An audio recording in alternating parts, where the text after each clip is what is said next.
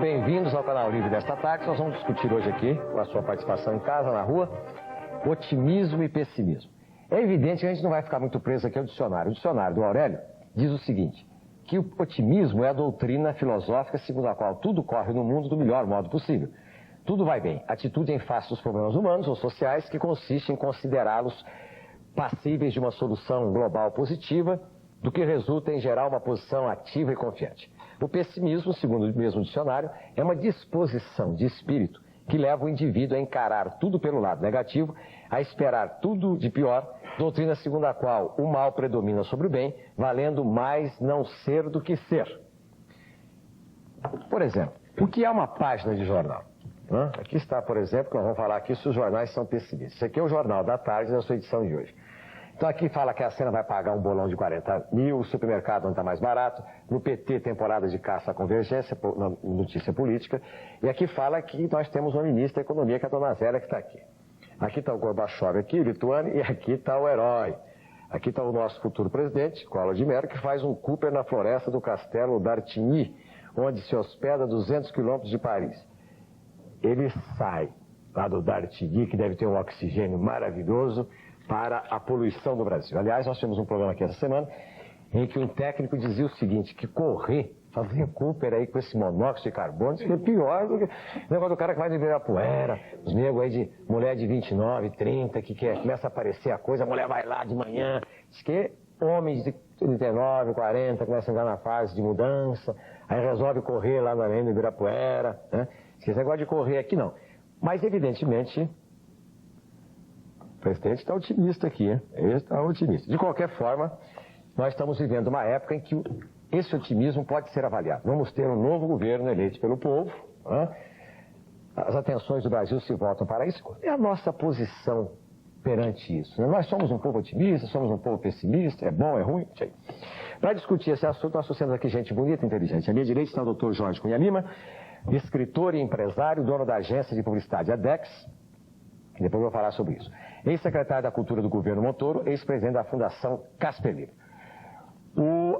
A Lilian Mello Bomeni, que é empresária do ramo de turismo e hotelaria em Búzios, né? Não tem nenhum motivo para ser pessimista.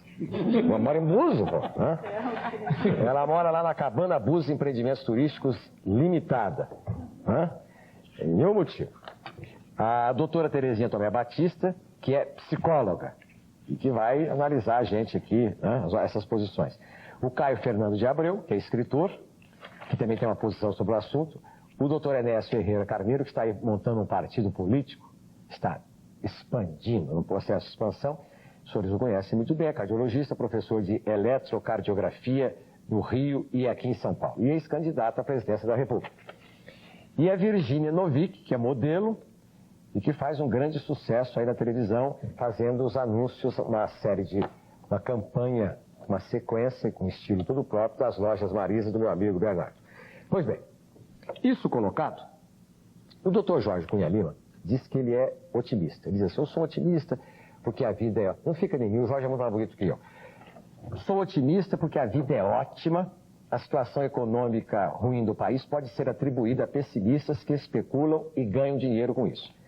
Agora vamos ver aqui a minha amiga Lília, lá de Búzios. Ela diz, eu acredito que o povo está muito pessimista porque ele não tem conhecimento do que pode acontecer, apesar do brasileiro tem como característica o otimismo. Eu, como empresária, diz a Lília, acredito que a situação financeira do país tende a melhorar com o decorrer dos meses.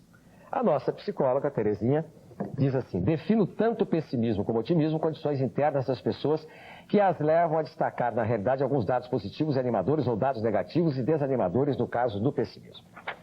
O Caio, escritor, diz assim, otimismo para mim é uma questão de fé dentro da gente e o pessimismo é a falta de acreditar em alguma coisa.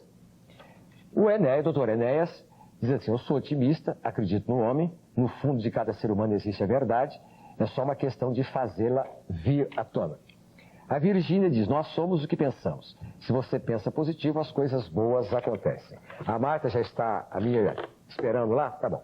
Então, esta é uma posição rápida, bem curtinha, bem condensadinha de cada um aqui, porque partir para analisar o problema lá, os outros aspectos do problema. Por exemplo, os brasileiros são otimistas ou pessimistas?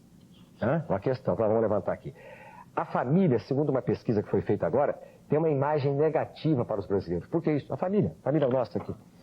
O jornal pode ser considerado um veículo pessimista. Tem gente que diz que lê jornal. Eu conheci uma pessoa em São Paulo, não vou falar porque eu quero falar pouco hoje. O sujeito aqui em São Paulo começou a ficar rico o dia que ele fez o seguinte. Ele falou, eu vou só especular aonde o governo fizer melhoria. Então ele ficava de olho na prefeitura do governo. Abriu uma estrada ali, ele já comprava um terreno, fazia um loteamentozinho e não lia jornal. Ficou rico. Diz que o jornal atrapalhava, não sei. Não estou dizendo que a pessoa não deva ler jornal. Eu acho que o jornal é um instrumento de urbanização, de civilidade. Mas não, vamos discutir isso aqui. Religião. A religião é pessimista ou otimista? A religião católica, cristã, espírita. Os jovens são otimistas por natureza? A gente é otimista quando é jovem? São alguns dos temas que nós vamos discutir aqui. A minha musa vespertina, Marta Morozinho, queimada de sol, faceira e redonda, está com o povo na rua. Você é otimista ou pessimista, Martinha?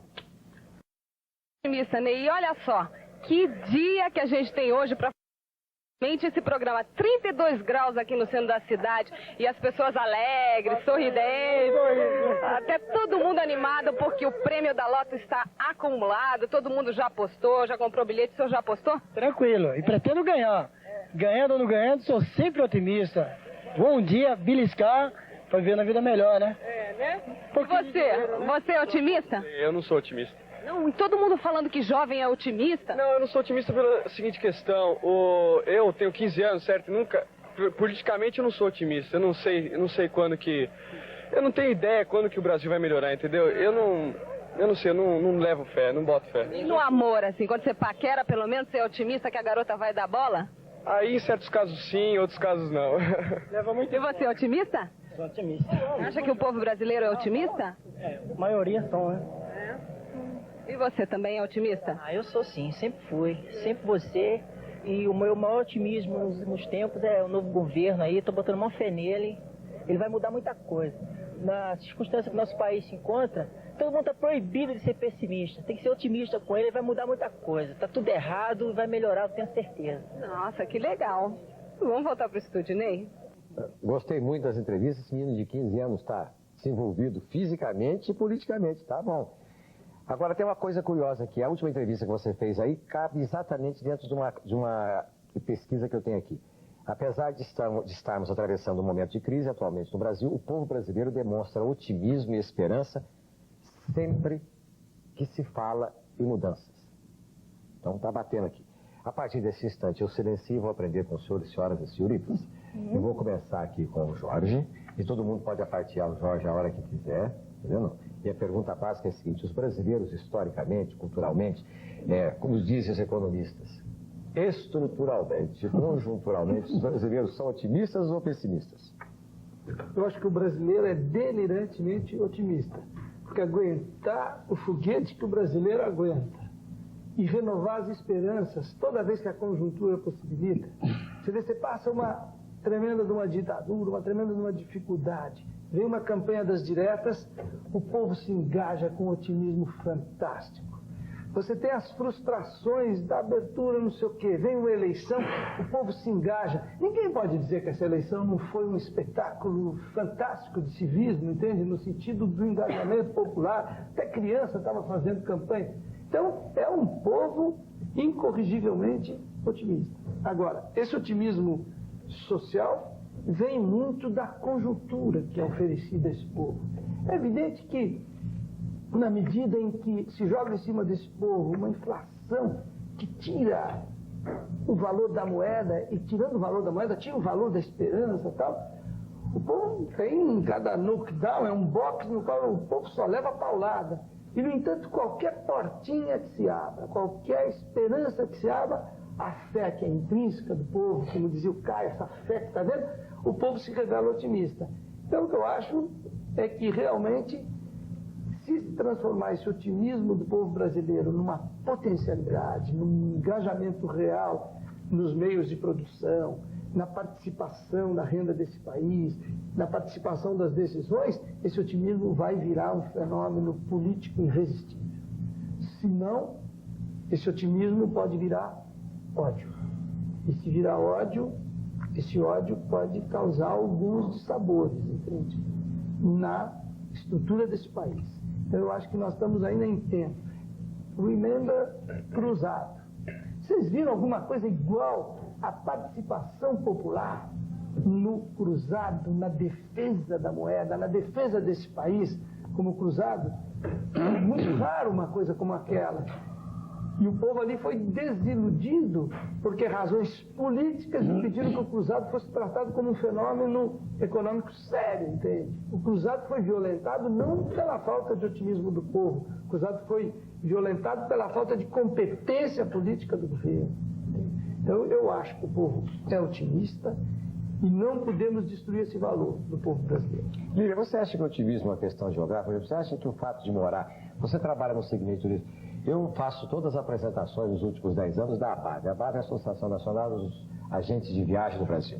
Eles fazem um congresso anual em cada capital do Brasil, que no mínimo junta 4, 5, 6 mil pessoas ligadas ao setor. Eu nunca vi uma gente tão alegre, tão otimista como o pessoal do turismo. Verdade.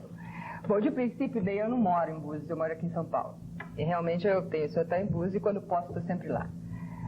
Que, aliás, como você falou, é um lugar maravilhoso, a gente fica mesmo com um astral muito bom.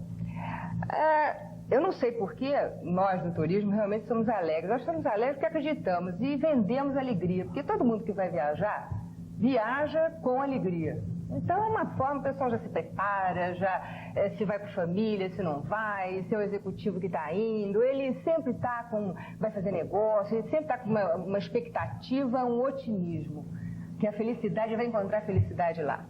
Então, eu acho que é isso aí que gera na gente, apesar de ser difícil, porque nós vivemos duramente com a concorrência, com uma série de coisas, mas eu acredito realmente que é uma forma, eu acho que é isso que dá essa alegria pra gente, é vender justamente a felicidade, o otimismo e a esperança. Isso, eles não têm queixa, porque eu tenho informações que não tem mais avião para o exterior, passagem de aviões até o mês de março. Tá? Isso aí é um segmento da sociedade rica, que ganha na especulação ou não. Mas eu tenho informação também que no Nordeste para cá não tem mais passagem nos próximos 2, 3 meses. Né? Verdade. De qualquer forma, as pessoas, os mais variados segmentos, mas isso também não é um dado para a gente dizer assim, porque está todo mundo viajando, está tudo bem, porque não está todo mundo viajando também. Né? Deve estar bem para quem está viajando. Doutor Enéas, esse negócio de otimismo e pessimismo, isso afeta o coração do homem? Veja. Então vamos fazer o seguinte, vamos relaxar agora, tomar uma água, nós voltamos daqui a pouco em close com o Dr. Enéas. Nós estamos conversando sobre pessimismo e otimismo e sobre o povo brasileiro. Os brasileiros são otimistas ou pessimistas? A palavra estava com o Dr. Enéas. O hábito de andar com a memória, não perdi, desde o período dos 15 segundos. O que eu queria dizer, assim, de modo bem simples, é o seguinte, já a pergunta ilustre aí do que este programa, doutor Enéas, seja um prenúncio do seu futuro político com mais tempo e com mais voto. Ou seja, aqui o senhor vai ter mais de 30 segundos. Amanhã o seu partido vai ter mais diretório. Na próxima eleição o senhor vai ter mais votos. Obrigado, senhor. Se bem que eu repito o que disse desde o início, eu não sou candidato a nada nos próximos 5 anos, eu mantenho isso bem claro. É sobre otimismo. Qualquer pessoa que estuda um pouquinho, que se preocupa com ciência no nosso mundo, qualquer pessoa, e aqui é uma pessoa do lado, que é doutora em psicologia, percebe o seguinte: a natureza é extraordinariamente bem feita. Existe uma ordem em tudo que a gente vê. E as coisas vivas, nós em particular, nós temos uma capacidade de adaptação extraordinária. Esta coisa fantástica que é a vida, na verdade é resultado de processos que se passam a cada instante numa instabilidade terrível. E, no entanto, um ser vivo, qualquer um de nós, mantém-se vivo durante 7 décadas. Veja, nós estamos com uma iluminação férica aqui, mas não há necessidade disso para a pessoa ver. Chegam aos seus olhos, lá na retina, chegam assim, alguns trilionésimos de erg, uma quantidade de energia mínima, chega aos seus olhos e o senhor vê tudo. E da sua retina lá para dentro, até o seu cérebro, há um pulso eletromagnético, e durante a vida inteira isso funciona, e o seu organismo resiste às agressões externas, às agressões internas, das quais uma é o estresse, que se falou aqui. Quer dizer, esse equilíbrio, essa beleza que existe em tudo que é vivo, né, muito mais em nós, homens, faz com que qualquer pessoa que tenha estudado um pouquinho tenha a obrigação de ser otimista. O conhecimento, né, científico Essa é a primeira etapa. Todo mundo tem que ser otimista. Estar vivo já é uma bênção. Agora, vamos para a questão precípua, quer dizer, o nosso povo. Eu estou plenamente de acordo com o primeiro, com o Jorge, né? Este povo, desde o Império, este povo que vive numa sociedade dualista, uma sociedade onde 30% a 40% tem, e 60%, 70% não tem. Onde 1%, eu notei aqui que nós falando em viajar de avião, mas só 1% das pessoas é a taxa que consegue para o exterior. Os aviões são cheios de 1% de 170 milhões, dá muita gente, e a gente se ilude, né? Eu chego no avião e vejo cheio, eu fico sempre olhando para as pessoas que estão no avião. Não são as pessoas que andam de trem. E se alguém daqui tiver tido a curiosidade, ou tiver passado como eu por essa necessidade de andar de trem, vai ver que do trem anda muito mais gente. E aquelas pessoas estão com fome, mas estão cantando, né? Quer dizer, o nosso povo, e a gente tem que dizer, todos nós estamos aqui, é um povo que não é triste. É um povo que resiste às intempéries dos diversos governos que se vêm, eu estou olhando para o relógio, que se vêm sucedendo, né, há séculos. Eu gosto de insistir nisso. Não foi pior com os militares, foi sempre ruim, tem sido sempre ruim, né? Nunca houve preocupação social no país. Esse dualismo se mantém e cabe a cada um de nós ter sempre confiança. Eu não sou uma pessoa, e nunca fiz isso nos meus pronunciamentos, que pregasse a desordem. Não, nós temos que ter confiança. Sua Excelência, o Presidente da República eleito, tem muito a fazer. Vai fazer? Não sei. Alguma coisa será feita, sempre algo é feito. Sempre algo, né? Fechem-se alguns ministérios, abrem-se outros, né? Transformam-se em secretarias. Quer dizer, mas o conjunto como um todo anda para frente. As conquistas sociais vão sendo feitas, pouco a pouco. Então, a meu ver, o povo como um todo, como essa massa que ele serviu, ele é otimista que não tem outro jeito. Senão ele morre. Passa fome, mas é otimista. Vive debaixo de um viaduto, mas é otimista. Isso é uma qualidade desse povo sofrido, que vem dessa miscigenação racial, né? Quer dizer, é um povo que canta. Daqui a pouco nós estamos em fevereiro, está todo mundo cantando nas ruas. Daqui a pouco é a Copa do Mundo. Isso é ótimo, isso deve ser estimulado, porque é uma maneira de sobreviver, né? Então, não há o que achar. O povo é otimista. É só ter olhos claros para ver. O nosso povo é otimista, não é pessimista. Não há o que achar, é otimista. Salta aos olhos de qualquer pessoa que saiba ver. Porque se não não fosse, nós não teríamos, todos nós, nas urnas. Se o povo não acreditasse naquilo que se apresenta, não iria. Ou, pô, tem que ir, porque é obrigado no país. Eu teria aluno, todo mundo. E não foi isso que aconteceu. Então, há otimismo, tem quanto ao coração, a última fase da questão. Já é assunto em contestes também, né, no caso na ciência médica, em particular em cardiologia, que nós vamos todos muito bem quando as coisas estão bem. Em contestes, o indivíduo vive sob pressão, né, de ordem externa, de ordem interna, o indivíduo vive angustiado com seus problemas, ele é uma vítima da aterosclerose coronariana. Então, é uma pessoa da qual esse processo, que é um processo lento, que começa aos 6 anos de idade, 5, 6 anos, esse processo se acelera. E a formação de placas de ateroma vai aumentando. E numa hora de estresse ele forma um trombo e fala. Não há nenhuma dúvida quanto a isso. Então a gente tem que ter otimismo mesmo também nesse sentido. Se o senhor perguntar, faz mal pro coração? Claro que faz. Não há achar também, não se acha. É assim. Os indivíduos que vivem felizes, alegres, com o exterior, e tentam encontrar felicidade em tudo que fazem, vivem melhor. E sofrem menos no coração, sem dúvida. Quem quer falar sobre esse assunto ainda? Quer falar, Karen? O senhor concorda? Não, concordo. Estava ouvindo o Dr. Enéas e concordo plenamente com tudo que ele disse. Eu acrescentaria uma coisa. Eu acho que as ideias de otimismo e pessimismo, eu acho que é uma ideia dualista, que implica em ligar o otimismo a uma ideia de bem, de que o bem existe e vai dar certo. Você tem razão. E o pessimismo é uma ideia de mal.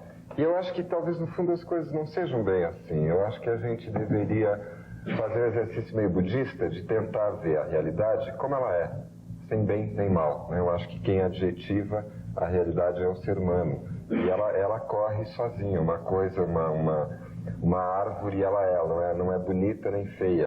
Quem diz que ela é bonita ou feia é quem a está olhando. Mas eu penso sempre que na ideia de otimismo está incluída também uma ideia de Deus. Que se a gente pensar que tudo isso que a gente vive tem uma certa ordem e tem um certo sentido a gente estar aqui nesse planeta fazendo as coisas que a gente faz, então a gente será fatalmente otimista. E se houver uma ideia de caos, de que não há Deus, de que não há outra vida, de que não há o menor sentido em estar aqui, Aí eu acho que isso a gente poderia chamar de pessimismo. Eu acho que é por aí. Maravilha. Eu acho que é por aí. Eu acho que o otimismo está muito ligado à fé, né? Eu acho que se a gente acreditar que realmente tudo isso tem aquela harmonia, foi criado por Deus, quer dizer, você começa a ver a beleza nas coisas. Tá bom, beleza então, ela tá mais bonita que no anúncio, porque no anúncio ela aparece de corpo inteiro. Lá no anúncio ela aparece de corpo inteiro em situações de ação. Só que ela tá estática, né? Dá um close. Né? Então eu acho que é isso. Eu acho que a crença, a fé, eu acho que põe a gente pra frente. Faz com que você curta o teu dia, veja pontos positivos em tudo que você faz, sabe? Eu acho que a fé, ela nunca acaba, né? Por isso que é incrível. Eu acho que a pessoa otimista, como a Enéas disse, vive melhor, claro.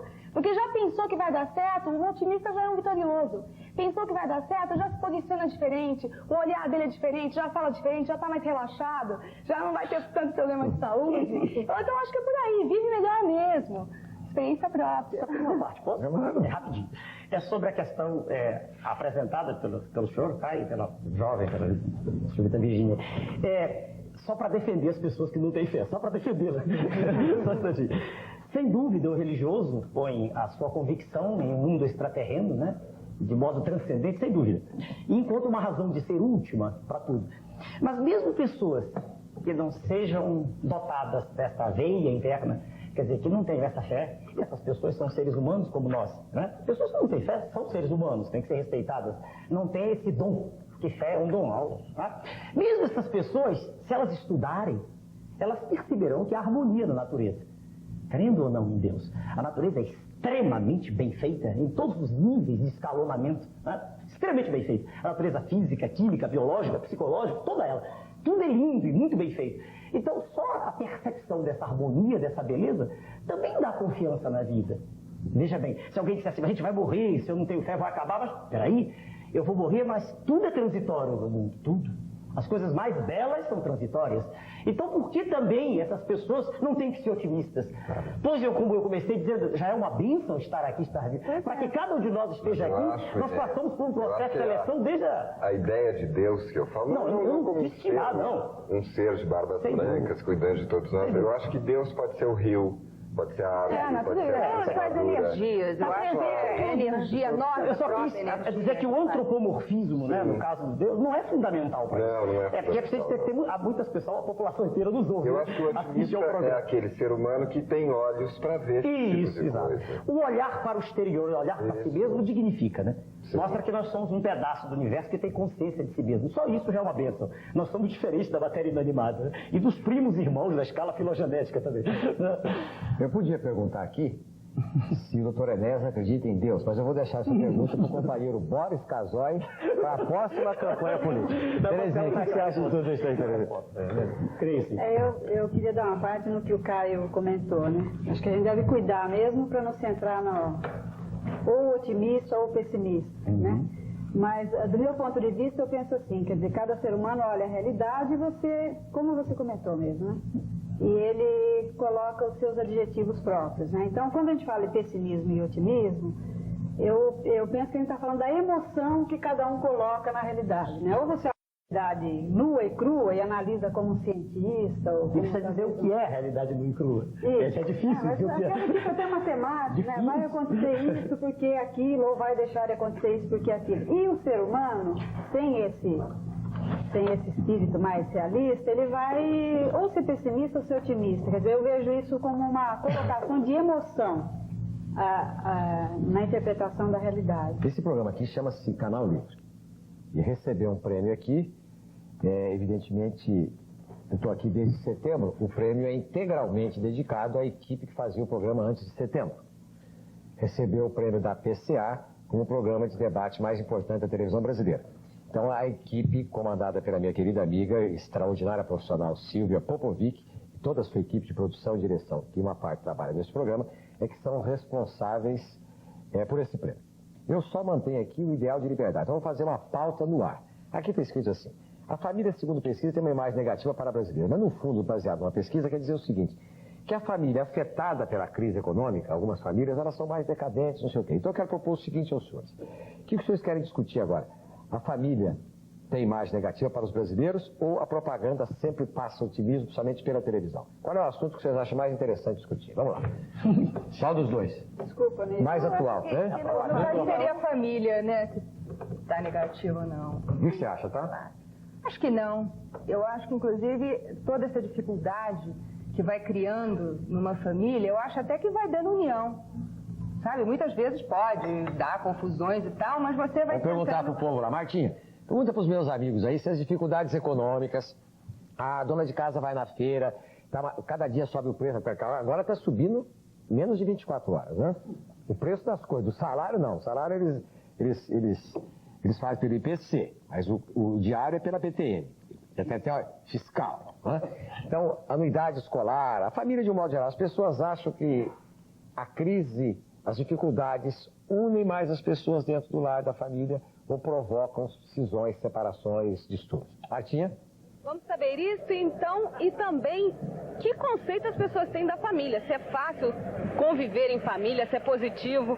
O senhor, por exemplo, o que acha? Que a conjuntura, tudo que envolve a sociedade, economia, política, acaba influenciando nas relações familiares? Sim, influi e, sobretudo, eu devo destacar primeiro uma coisa, Martinha, ou seja, não que eu seja pelo matriarcado fazer número com as feministas, não, porém, a mãe tem grande influência, porém, olhando assim a família, precisa olhar o casamento, que ele começa antes. Que as pessoas antes de quiserem se preparar para o casamento, como fosse uma sociedade qualquer, até comercial, saber com quem, como vai e com quem se dispor para manter essa sociedade. Tudo isso influencia, então? Agora, eu queria fazer um reparo quanto ao entusiasmo e sobre o brasileiro. Eu lamento e profundamente que se nota, e eu logo rebato, por exemplo, se fala muito comumente assim, brasileiro é corrupto e vagabundo, já se ouve comumente por aí. Isso é lamentável. Ora, eu rebato. Inclusive, a pessoa que me fala isso, eu falo, você é corrupto, você é vagabundo, agora sobre entusiasmo. Entusiasmo não é assim uma de panaca. Entusiasmo é a pessoa precisa primeiro acreditar em si, daquele princípio de Descartes. Eu penso, logo eu sou o quê? A pessoa se colocar. Ora, as religiões, por sua vez, massacram o povo. Fazem um Deus punitivo. Mas assim o senhor vai falar do programa inteiro, né? Vamos deixar, então... Um abraço, Ney, parabéns ao Canal Livre. Aliás, todos os canais deviam ter um canal livre, parabéns. Ok, muito obrigado. Vamos conversar com esse senhor aqui, voltando um pouquinho para o assunto de família. Você acha que tudo que acontece economicamente, politicamente, acaba influenciando nas relações familiares? Com certeza, porque é do salário que se vive, né? E você acredita nessa coisa da família instituída, feliz, alegre? Para alguns sim, né? Para quem tem esse privilégio de ter tudo nas mãos para ser feliz alegre, mas infelizmente a maioria vive um pouco deprimida. A senhora acha também que é muito difícil assim a pessoa ser otimista dentro de uma família, ser feliz? Ser feliz, se ela tiver fé em Deus, em primeiro lugar, tiver uma firmeza firme de ter as coisas para alimentação e que os filhos estão sendo educados, não? E que tem um salário competente para adquirir o que a gente precisa, existe felicidade. Eu acho que a primeira coisa é isso, né? Primeiro em cima. Primeiro tem que ter uma coisa. E ter amor ao próximo, né? Tá ok, muito obrigada então. Ney. Perfeito, Martina. Vamos voltar com a família, com a televisão. Aí a dona Virgínia vai falar que ela é uma agente do otimismo, né? Uma agente ativa do otimismo. Vamos voltar no próximo bloco.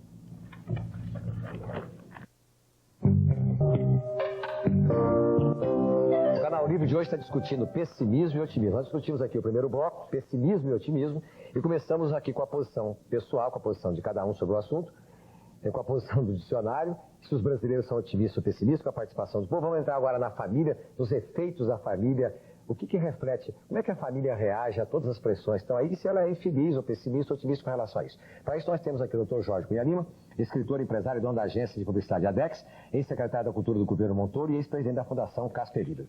A Lilian Melo Bomeni, empresária do ramo de turismo e hotelaria de Búzios, na área de lazer, da Cabana Búzios Empreendimentos Turísticos Limitada. A doutora Terezinha Tomé Batista, que é psicóloga, o Caio Fernando de Abreu, escritor, doutor Enéas Ferreira Carneiro, cardiologista, professor de eletrocardiografia do Rio e São Paulo e ex-candidato à presidência da República. E a Virgínia Novick, modelo e gerente de uma empresa comercial de varejo, que é as Lojas Marins. Pois bem, então agora os senhores se virem, negócio da família. Quem concorda ou não concorda, como é que fica o negócio? A Lília tem uma posição otimista, né, com relação a esse assunto? Tem. Eu acho que, por um lado, pode dar problemas, mas eu acho que quando já está também tudo desestruturado, porque do momento que as pessoas têm problemas, a tendência é se unir.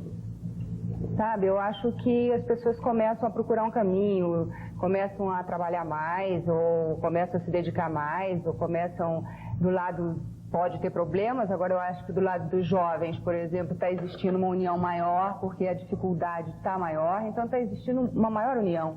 Quer dizer, antigamente as pessoas não pensavam em se unir, em casar, hoje em dia já estão pensando em casar, já estão pensando em se unir. O que você acha disso, Virginia? Eu acho que sim, eu acho que talvez esse fato do casamento está mais em evidência, talvez por esse lance da AIDS, né? O pessoal está mais se unindo, não sei, porque eu acredito que infelizmente o ser humano tá muito individualista, né? Então isso é um fator tão negativo. Pois é, mas talvez não seja tanto a AIDS, tudo bem, mas eu acho que justamente o poder aquisitivo bom, eu vou morar sozinho, mas se eu estou morando sozinho, por que eu não vou dividir com a pessoa que eu gosto? Então nós dois vamos viver juntos, vamos trabalhar, vamos dois dividir. Eu acho que isso talvez esteja unindo um pouco mais, porque antigamente é o que você fala. As pessoas estavam muito individuais, cada um na sua, ninguém quer nada, ninguém quer compromisso, ninguém quer assumir nada, né? Acho que hoje por um lado, as pessoas estão se unindo mais, estão se preocupando mais com as outras pessoas. Eu penso assim. Por que isso, Tereza? E a família ainda é o núcleo de formação do indivíduo, né? Tanto a formação de personalidade quanto a formação afetiva. E ainda é o núcleo que dá segurança afetiva, até nessa situação que a gente está discutindo de insegurança geral, isso é muito importante, né? Eu não concordo com isso que é dito na pesquisa, pelo menos me baseando na minha experiência pessoal e profissional. A minha impressão é que essa questão familiar está sendo mais valorizada. Eu interpreto um pouco até pela questão da dificuldade geral em que a gente se encontra, acho que não só no Brasil, né, no mundo, muita dificuldade do relacionamento interpessoal. Acho que a família ainda favorece, ainda assegura o indivíduo de coisas que ele não encontra fora. Então a impressão que eu tenho é que está se voltando mesmo para a família. Não há dúvida, né? Não há dúvida que a família é núcleo fundamental. Não há dúvida quanto a isso. Agora, sobre a questão econômica, a gente precisa ter cuidado, mais uma vez. Porque quando uma pessoa recebe um estipêndio mensal, uma remuneração, eu tinha conversado isso antes com a doutora, que é insuficiente para as suas necessidades básicas, quer dizer, para aquilo a que, né? Qualquer ser humano está voltado, no mínimo, que é alimentar-se, morar. Quando essas necessidades fundamentais não estão sendo mais satisfeitas, começa a haver uma deterioração no relacionamento. Imagine um chefe de família que chega em casa, isso é a regra agora, e ele traz o salário e 3, 4, 5 dias depois o dinheiro se esvai, evaneceu-se com a pomada da pele. Isso cria mal-estar. Porque a esposa vira para ele e diz assim, escuta, o que é que eu faço? E se ela trabalha em sono e os meninos se irritam? Então a gente não pode fugir disso, de forma nenhuma. Esse é o ponto, a meu ver, nevrálgico. Se alguém me pergunta sempre assim, qual é o maior problema do país? Eu não tenho dúvida em responder. É claro que a educação é um problema gigantesco. Faz um concurso para ano passado, em Pernambuco, 1.800 pessoas passam um. Quer dizer, claro que está ruim, todo mundo sabe disso. Saúde está ruim, mas o maior problema, o que entra na casa, o que deteriora as relações, é a inflação, sem dúvida. Isso até para pessoas já de classe média já está sendo assim, né? Já me ouviram? Isso faz com que se olhe até um sentimento bom. Porque a pessoa não sabe como conviver com isso, fica desesperada. E quem não tem dinheiro para a sua subsistência não está bem. E não estando bem, não está bem consigo mesmo, não está bem com o outro. E tudo vai caminhando num processo de deterioração terrível, né? Isso assim eu vejo. Tá? Nesse sentido, no sentido de que essa situação de que nós todos estamos participando, desse processo terrível, do qual nunca houve exemplo, né, na história do país, isso, a meu ver, piora muito a situação familiar. Sem dúvida, também. Todo mundo jogou muita ideia nessas 2 décadas que o que estava estragando a família é a moral, a falta de moral, o que está desmoralizando a família. Não é nada disso, você tem toda a razão. O que desmoraliza a família é quando um pai deixa de ser o provedor. Isso. Quando a economia mata a ética de uma família, entende? Não é porque o menino faz uma travessura maior do que devia, que a família vai por água abaixo. A instituição da família nunca foi contestada por ninguém. Nunca que eu conheço ninguém deixou de amar pai e mãe. Mas quando o pai não pode trazer o mínimo para aquela família ter dignidade, daí a coisa começa a encrespar.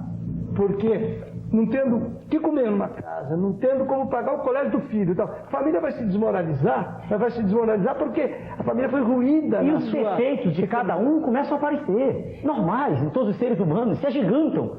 Coisas a que a gente não dava atenção são coisas agora que nos incomodam. Eu ouvi um professor, muito meu amigo, já faleceu, o chefe CTI, dizia assim, ele dizia assim, quando falta dinheiro, tudo fica mal. Lembrando, como você está dizendo, você poderia até dizer que o ser humano, se não tem as necessidades básicas feitas, nem é ser humano. Não é ser humano. Quer dizer, ele continua sendo. Não, ele continua sendo, mas passa a comportar-se se estivesse na selva. Ele continua sendo, mas passa a comportar-se como se não o fosse.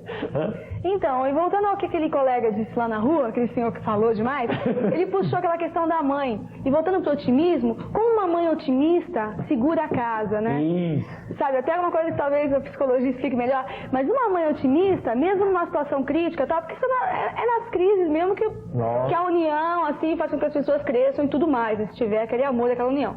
Mas uma mãe otimista tem um papel tão incrível, e ele falou disso e ficou aqui na minha cabeça. Assim, a imagem da mãe é insubstituível. É incrível, né? O otimismo da mãe. Uma mãe pessimista dança a casa, cai. O escritor necessariamente tem que ser pessimista? O escritor o quê? Não vi escritor. Sim, um escritor tem que ser intelectual. pessimista. É aqui tomado o escritor como exemplo de um intelectual. Não sei, eu me debato tanto com essa ideia de otimismo, pessimismo. Na verdade, eu não sei direito o que quer dizer isso, né? Outro dia, um rapaz foi fazer uma entrevista comigo e me perguntou por que os meus textos eram, em geral, muito introvertidos e talvez pessimistas. Aí eu perguntei para ele, tá bom, então me dá um exemplo de um bom escritor otimista. Clarice Lispector, Beckett, Dostoiévski, Augusto Anjos. Foi chamado poeta da morte pelos que não o entenderam, né? Não tinham inteligência para perceber. Poemas de uma tristeza enorme. Então eu não sei, eu acho que todo escritor tem uma sensação de melancolia ao contemplar o humano, que poderia ser tão mais rico e tão maior do que realmente é se não fossem as realidades sociais, os governantes tão medonhos. O escritor penetra na alma, né? Ele vai lá dentro. E quando ele vai lá dentro, ele dissecando a realidade, ele fica triste. Eu não sei, Estou perto do O médico também. O médico também. A mais bela expressão da dor estética, isso é do Augusto dos Anjos, consiste essencialmente na alegria, né? Exato. Era o Oswald de Andrade que dizia, alegria é a prova dos 9. Né? Vamos ver quem sente. Exatamente. Eu acho que a alegria não é fácil. Não. A alegria é muito mais difícil do que a tristeza. Só 30 segundos. Por exemplo, a dona Terezinha, quando ela tem problema, ela vai fazer análise. Quer dizer, todo analista faz análise com outro analista, vai descarregar. Né? Todo padre, o padre fica no confessionário lá, depois o padre confessa com o outro padre para também dar uma descarga. Quer dizer, todas as pessoas. O médico fala com outro. Quer dizer, todas as pessoas que tratam individualmente com as pessoas têm que descarregar em algum lugar. Amanhã no meu programa, no outro programa, o programa de Gonçalves Dias, às 22h30, amanhã sábado, o Chico Xavier, pela primeira vez nos últimos 5 anos, vem à televisão. Então ele faz uma prece, né? Depois ele faz umas previsões, né? Com 80 anos, andando de maca. Extraordinário. E eu fico pensando o seguinte, e perfeitamente conformado, quer dizer, eu, por exemplo, tenho dor de cabeça, o Jorge me telefona, vamos jantar? Não vou jantar porque eu estou com dor de cabeça. O Chico não, convidaram ele para vir aqui em São Paulo, ele veio de maca, porque ele acha que é natural, quer dizer, ele acha que se ele for melhorar para vir aqui, vai complicar muito a situação. E fico pensando nas filas que ele tem que atender sem ter a formação profissional e o descarrego da coisa, quer dizer, que também deve ser uma pessoa, não é um universo de pessoa, ele deve ser uma pessoa especial, a fé dele, a crença extremamente religiosa. bem dotado, né? Agora vamos entrar num assunto aqui muito polêmico. De um modo geral, os críticos de televisão, né, intelectuais na primeira fase da manifestação intelectual, que o Jorge foi diretor de televisão, sabe disso, foi secretário de cultura do governo, geralmente as pessoas dizem assim, mas principalmente de um ponto de vista ideológico, né, político ideológico. Tá tudo ruim e o programa de televisão não é bom porque ele é alegre. Né? Eu acho que até o PT teve uma coisa muito inteligente, das coisas que não saíram bem na campanha do PT, uma coisa foi muito inteligente, que é o negócio de não, vote no Sou Lula e não tenha medo de ser feliz. Embora seja uma fase eminentemente eleitoral, é uma coisa muito importante, quer dizer, facções da esquerda do país que muitas delas trilhavam sempre o negócio da tristeza, admitiram agora a necessidade de ser feliz. Né? Muito bem. Então diz assim, o programa da Globo é bonito, não sei o quê, mas é para enganar o povo, porque aquele é o otimismo fabricado. A Bandeirantes faz aí um programa, o Ney bota as mulheres peladas lá no programa dele para distrair a atenção do povo está se ferrando. Então é o otimismo fabricado. A dona Virgínia chega com gás todo, com muito talento no seu anúncio, e levanta todo mundo. Quer dizer, isso é uma coisa que está sendo imposto para o povo, escrevendo. Enfim. Então eu vou perguntar para o povo lá embaixo o seguinte: Martinha, a propaganda, ela sempre é voltada para o otimismo, principalmente a televisão? O que eles acham? Então vamos lá, vamos saber também se eles estão vendo televisão, que assim é uma boa. Você, por exemplo, você acha que a propaganda, ela sempre procura mostrar uma imagem otimista, gente bonita, feliz, sorridente? Olha, eu acho que inclusive isso daí é a alma da propaganda, você está entendendo? Porque de uma certa forma, o otimismo ele tem que ser passado, que é para haver um convencimento maior do público. Embora muitas vezes, eu vejo assim, a linguagem da propaganda, ela está muito adiantada, você está entendendo? Só que às vezes ela pode convencer tanto para o bem como para o mal. Como assim? Eu digo assim, ela pode ser muito bem utilizada quando realmente ela está trabalhando com um produto ou com alguma mensagem. Como uma propaganda de cigarro que põe todo mundo feliz, alegre, sorridente, fumando um cigarrão lá. Exatamente. Esse é um tipo de propaganda, por exemplo, que já não é viável. Inclusive chega a ser um tanto, eu diria, uma imagem falsa, você está entendendo? É uma coisa muito produzida, porque o modelo por si próprio, ele não vai fumar, ele não vai beber para poder estar naquele estado de espírito na propaganda. Então, engana, né? E você? O que você acha? Eu tenho um pouco as palavras dele. Eu acho que a propaganda é otimista, né? Mas também tem o lado ao contrário também, nesse termo assim de querer incentivar, tá mostrando uma coisa e depois... Você gosta de ver propaganda com gente bonita, sorridente, tomando sol, jogando água assim naquele calor? É legal, a gente se diverte. Tem uma propaganda ali que a gente até... Se mostrasse o cara sem dinheiro, você já não ia comprar o produto também, né? Já não ia mesmo, não ia mesmo. Agora eu vou te dar um exemplo, Ney, de otimismo, sabe? De o que é otimismo? O que é uma pessoa otimista e convicta? O Geraldo, ele tem 36 anos, ele era piloto de teste de carro e há 5 anos ele sofreu um acidente, não num teste de carro, mas numa moto. Ele estava andando numa moto e bateu num carro que estava parado. Que coisa, hein? E aí, o que aconteceu com você? Aí quebrou a espinha e eu fiquei na cadeira de roda.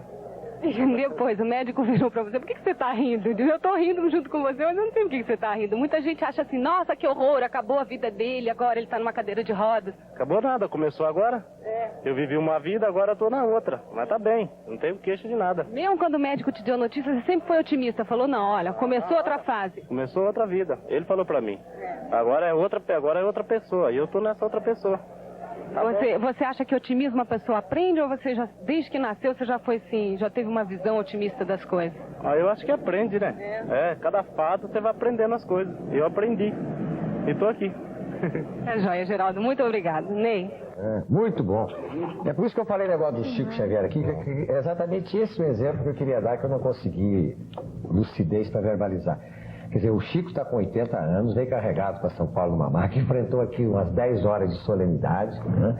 Não se nega a receber 400, 500 pessoas que vão procurar, que chega lá, eu quero saber a mensagem. Quer dizer, todo mundo que procura o Chico Xavier, ninguém vai dar um chocolate para ele. Vai lá porque está desesperado, já foi de qualquer lugar. E ele é capaz de atender a pessoa mesmo com os seus problemas. Quer dizer, ele não consegue andar direito, não consegue andar. Tem problema de coração, tem problema de vista, tem problema de tudo. O Chico Xavier tem problema de tudo. Mas ele consegue ser feliz. Eu não consigo ser feliz com dor de cabeça. Evidentemente eu sou bem medíocre. Mas eu quero dizer que existem pessoas que têm essa faculdade, como esse senhor piloto. Quer dizer, o sujeito tem problema, o sujeito tem que lutar, mas ele é otimista, ele luta, como você está dizendo aqui, rápido. Você falou para mim? Estou falando que eu estive no Baixo Amazonas, em Alenquer, numa cidade... E nessa época a cidade estava toda alagada, porque lá normalmente eles ficam 6 meses alagados e 6 meses na seca.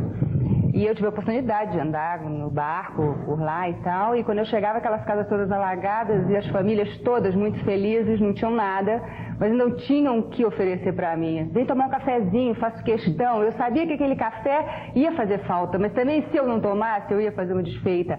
E todos alegres: não, a casa do outro alagou, vem para mim, e aquela felicidade toda. Então a felicidade é o estado de espírito das pessoas, quer dizer, eles estavam na miséria, mas estavam felizes, quer dizer, juntos na família, se juntando todos, ainda me oferecendo um café e eu me sentindo péssima, porque eu falei, olha, como eu tenho que ser feliz, por que não a felicidade? Quer dizer, eu acho que isso é um ensinamento. Eu concordo com a senhora, a mensagem tem que ser essa, mas a gente não pode deixar que quem está no governo pense assim. Não, eu estou dizendo, porque aí, senão a gente transmite a imagem que realmente está tudo bem.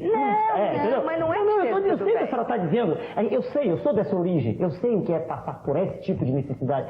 Mas isso é bonito, essa solidariedade. Inclusive, as pessoas sabem dividir quando acontece isso. E quando a pessoa está bem, ela não sabe dividir. Agora, quando a pessoa está mal, ela divide. Porque se tem numa caça, eles pegam um veado, aí traz esse veado e divide entre todos os outros que estão ali. Quer dizer, eles não comem sozinhos. Eles também são miseráveis. Solidariedade extraordinária. Então, a solidariedade é uma coisa incrível. Mas só a gente indo nesses lugares, saindo de onde a gente vive, que tem miséria, mas a miséria perto da miséria lá é menor. Quer dizer, então sempre tem um caso pior do que aquele que está se vivendo. Solidariedade. Eu tenho um amigo meu que costumava dizer que os meus irmãos de Minas Gerais, que o mineiro só é solidário no câncer. Só que tem um problema, tem gente que nem é na AIDS. Vamos voltar depois do intervalo com a Virgínia e o Jorge vai fazer uma colocação revolucionária aqui, daqui a pouco. Virgínia, você trabalha nas lojas Marisa. Você já trabalhava lá, não é isso? Não. Onde você nasceu? Onde eu nasci? Em São Paulo. São Paulo, capital. Aí? Não, eu era modelo, fui para a Europa, fiz cursos de artes, decidi ser atriz, bailarina. Bom, vou fazer artes. E comecei a fazer comerciais, de repente encontrei o Ricardo Vanchin, que é o diretor da campanha, e ele achou que eu me encaixava perfeitamente bem ao personagem, então eu comecei fazendo o personagem da gerente, que saiu do jornal, meu perfil, mas é o perfil da personagem, não o meu perfil. Claro. Que é gerente. Então a sua atividade profissional sempre foi ligada à carreira de modelo, de manequim e na área artística. Né? Muito bem. Então agora a pergunta é a seguinte. O otimismo que você passa, a alegria, a descontração, é mais você ou é o personagem? Tem muito de mim, desse lado realmente tem muito dessa Virgínia. Eu sou super otimista e eu tive a felicidade de estar podendo fazer uma coisa que eu acredito. Que realmente o que eu estou falando ali é a real do povo brasileiro, da mulher brasileira. Então é muito gostoso, é um prazer estar ali podendo falar, sabe? Que se tá caro não compra, se comprou uma coisa e tá estragado, vai e reclama. Sabe? Falar que tem que dar toque, que tem que usar cinto de segurança, que tem que usar camisinha. Eu acho uma bênção poder estar falando disso. Isso é incrível. Agora, eu tenho essa felicidade de poder estar no set de filmagem com o roteiro na mão e estar acreditando no que eu estou falando. Mas é óbvio que a publicidade passa, acredita, é otimista, tem que ser, né? Porque tem que ser otimista mesmo, para poder ter um resultado positivo, para já estar acreditando que vai ter um retorno positivo. Mas eu realmente tenho a felicidade de estar podendo fazer uma coisa que eu acredito. Agora, tem uma questão assim. De um modo geral, muito simples, a maioria das pessoas pode pensar o seguinte, 2 pontos. O poder, as elites governantes, as pessoas mais ricas, os poderosos, eles têm interesse em financiar o otimismo na televisão, no rádio, nos jornais, nas revistas, porque manter o status quo, a gente tem que fazer reforma nenhuma, e a coisa fica por aí. Agora eu pergunto o seguinte, isso é verdade? E pergunto o seguinte, e o pessimismo também pode ser manipulado? Como é que funciona isso? Vamos começar com o Dr. Jorge. Você veja o seguinte, quem é otimista autêntico é aquele cara que está lá no viaduto e que respondeu para a Martina. Quem é generoso autêntico é aquele cidadão que você falou que divide a carne, divide o café no infortúnio. É evidente que a publicidade tem que usar o otimismo, tudo isso como um fator de mercado, de estímulo ao consumo, tudo isso está correto do ponto de vista técnico. Agora, do ponto de vista político, acho que nós temos que fazer desse programa, que é para isso, fazer uma denúncia. O pessimismo é usado no Brasil como especulação. Você vende mais jornal, você aumenta o preço de dólar, você faz tudo isso. Às vezes conscientemente, às vezes inconscientemente. Então o pessimismo acaba sendo um instrumento do enriquecimento de especulação. Entende? Tem momentos que você fica perplexo, quer dizer, o jornal dá uma notícia não muito garantida, no dia seguinte o cimento passa de 70 cruzados para 138 em um dia. De repente vai o chefe da Casa Civil na televisão eu não sei se vocês lembram, no dia 23 de dezembro, na véspera de Natal, e diz: o governo perdeu todos os instrumentos de controle da inflação. O governo não vai mais controlar a inflação nesse país, não tem jeito. Pois bem, meus companheiros, na terça-feira, quando abriu o mercado, o dólar deu uma explodida de 14%, ficou 130% ou 140% acima do oficial. Acho que essas coisas têm que acabar. Não se pode. Ou se você faz por ingenuidade, quem é ingênuo não pode ter cargo público. Se você não faz por ingenuidade, você não pode fazer. Você não pode dizer que um presidente que está fazendo ainda Cooper na Europa vai congelar os preços, porque ele não falou isso. O presidente não falou que vai congelar os preços. O Collor de Mello não falou esse assunto. Então você não pode dizer que ele falou isso e de repente tudo subir de preço. Então essa construção do caos é muito favorecedora dos ricos. Porque numa enchente o pobre sai nadando e o rico sai de lancha. Entende? Enchente é ruim para pobre que vai nadando, vai no barquinho e tal. Agora, o rico sai de lancha, sai de helicóptero da enchente, entende? Então, temos que tomar muito cuidado e não fazer do pessimismo ou do caos um instrumento da especulação. É isso que eu queria pôr aqui pra gente. Quem quer falar alguma coisa sobre isso? Eu concordo plenamente com o que o Jorge disse e eu acrescentaria uma coisa. Eu acho que a mídia, às vezes, é muito perigosa. Porque eu me lembro fico pensando no resultado da eleição, né? Então, eu acho que o povo brasileiro está acostumado a digerir uma imagem física que não corresponde a ele mesmo. Por exemplo, as revistas, eu sou jornalista também, já trabalhei em vários jornais e revistas. Revistas de grande circulação, não vou citar nomes, não publicam fotos de pessoas feias, de pessoas sem dentes. A revista mais conhecida do Brasil não faz isso. Na televisão, na rede de televisão mais conhecida do Brasil, também raramente aparecem nas novelas e tal, pessoas feias. Então, o povo brasileiro, eu acho que tem uma imagem de si mesmo envergonhada, que não corresponde à realidade. E isso é muito mal. Como resultado disso, na eleição, eu esperei 30 anos para votar, nunca tinha votado, e sou obrigado a engolir um canastrão. Assim, um canastrão tipo Tarcísio Meira fazendo papel de pistoleiro. Eu acho isso um absurdo. E isso, para mim, é consequência da manipulação que a mídia faz no inconsciente coletivo brasileiro, que não gosta da sua própria imagem. Então, o brasileiro rejeitou uma figura como o Lula. Eu não sou petista, não sou lulista, sou gaúcho brisolista total. Mas eu acho que o brasileiro rejeitou o Lula, que era a pessoa que mais se aproximava dele fisicamente, pela origem humilde, por toda a história de luta dele, e deu nisso. Quer dizer, o cara agora é eleito, não gosto nem de dizer o nome dele, e vai comer em Paris, vai em Brasília, não sei o quê, vai se hospedar em castelo, vai fazer Cooper. E eu acho que o brasileiro, no fundo, o brasileiro médio-baixo, fica achando isso bárbaro, porque mantém aquela imagem de príncipe, o poderoso, que não está sabendo dos problemas reais do país. Essa questão é extremamente complexa. Inclusive, eu não fico muito à vontade porque eu participei do processo, não como cidadão comum, mas estando lá dentro. Né? O senhor está bem a par de todos estão. É difícil. Eu tenho muita dificuldade de manifestar sobre isso, porque a conversa muda um pouco de fulcro, né? Então eu vou o seguinte, eu vou colocar uma outra questão aqui agora. Não é meio perigoso os senhores estarem aqui o tempo todo e o povo lá na rua admitindo que nós somos estruturalmente, necessariamente otimistas e que para nós, e não é um pouco perigoso também isso, o cara sentar lá no Palácio do Bandeirante aqui do lado, a prefeita sentar na cadeira dela e o outro sentar em Brasília e dizer assim, não, mas eles são otimistas, deixa o pau comer, deixa a coisa contar. Plenamente de acordo com a pergunta. Posso responder? Quando o senhor, através da sua assessoria, fez o convite, eu pensei muito nisso. E falei com uma assessora sua sobre se eu podia transmitir exatamente o que eu penso. Ela disse, não, o senhor está à vontade.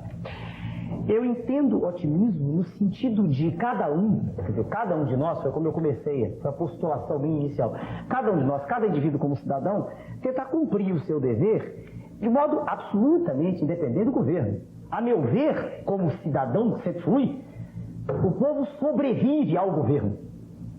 né? Para ser bem claro, contundente, nós não temos, há muito tempo, uma estrutura político-administrativa preocupada com o povo. Não.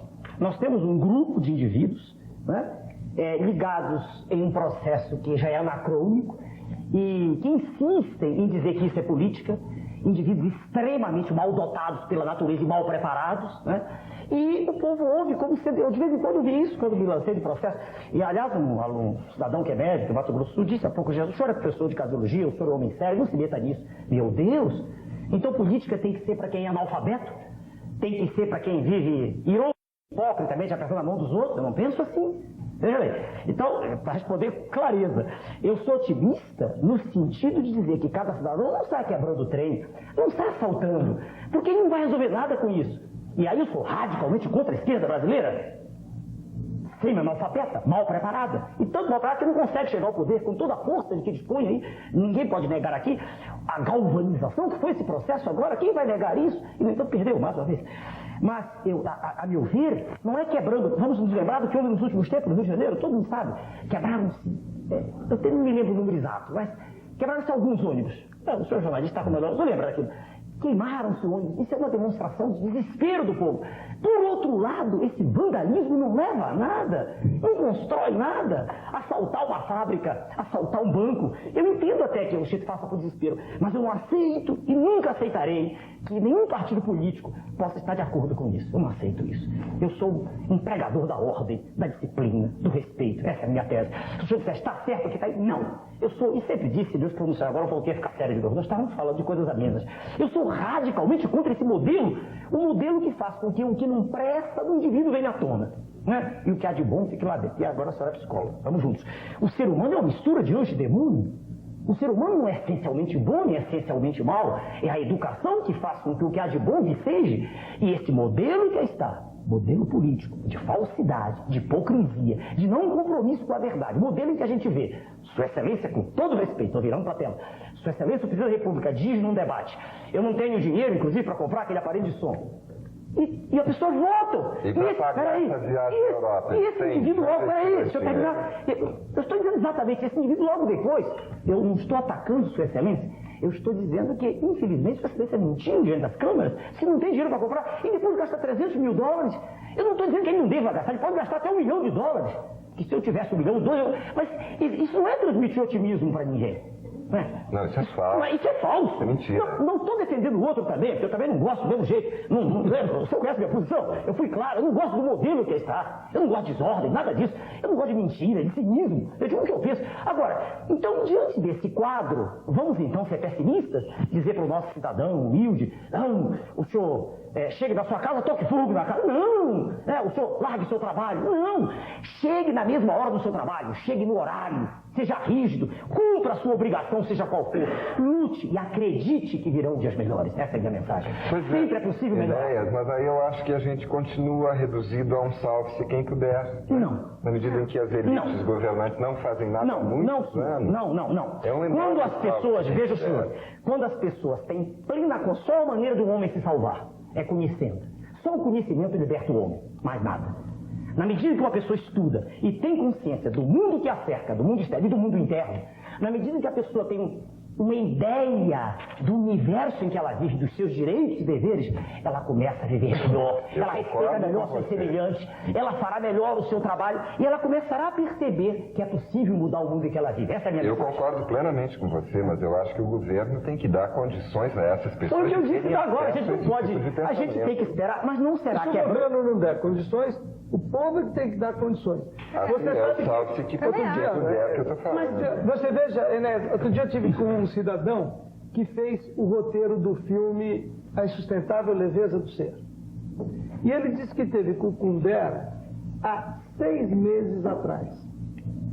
E que o Kundera disse para ele o seguinte: olha, ô Carrière, vai levar 100 anos para mudar essa situação da Tchecoslováquia. Pois bem, o povo se uniu, quis mudar a situação. 6 meses depois, a previsão da insustentável leveza do ser era insustentável. O povo transformou pôs à sociedade. Então nós não podemos deixar só para que a decisão da nossa vida fique na mão dos governos. Você não acha que lá existe união? Você não acha que o nosso povo está precisando se unir? Claro. Você não acha que está todo mundo muito desunido? Claro. Eu acho que a questão aqui nosso tá certo, é um problema de governo, mas eu acho que é um problema do povo unido. Mas aí eu volto aqui no ponto. Eu acho que é um povo hipnotizado por uma fatia da mídia e que não aceita a sua própria imagem. No momento em que ele não aceita a sua própria imagem, não pode se unir, porque ele despreza o que é ele mesmo. Não, vamos ver o negócio da gente, você colocou a mídia? Martinha, pergunte por gentileza aos nossos telespectadores que estão aí, nossos amigos, o seguinte: se existe algum veículo de propaganda que seja pessimista, se eles acham que pode existir. E se existir, qual deles é o pessimista? O jornal, a revista, o rádio, a televisão, o cinema, o outdoor? Se um veículo pode ser pessimista, e qual que eles acham que é o mais pessimista? Então vamos lá, com a sua perguntinha. Você acha que tem algum veículo de comunicação que seja pessimista?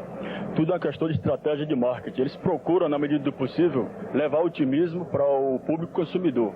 Agora, em cada um reflete assim, dependendo da mensagem, otimismo ou negativismo. Você acha que o jornal ele noticia isento mais para o lado do otimismo ou mais para o lado do pessimismo? Bom, ele procura vender a matéria dele. Se a matéria negativa der dinheiro, ele explora a negativa. É igual um jornal que existe aqui na capital, que é de linha sensacionalista. E aquele que der uma matéria positiva, ele explora a parte positiva. O senhor concorda com ele? Eu concordo. Concordo sim. Nós vimos agora há poucos dias uma notícia. Ela é totalmente pessimista.